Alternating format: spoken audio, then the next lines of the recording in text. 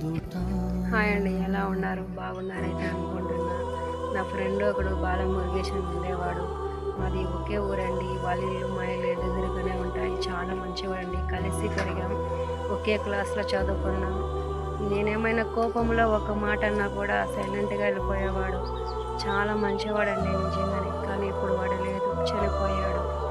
వాళ్ళ నాన్న కోపంలో ఒక మాట అన్నడానికి చతుమంతా చనిపోయాడండి. చాలా మంచివాడు, ఇప్పుడు లేదు.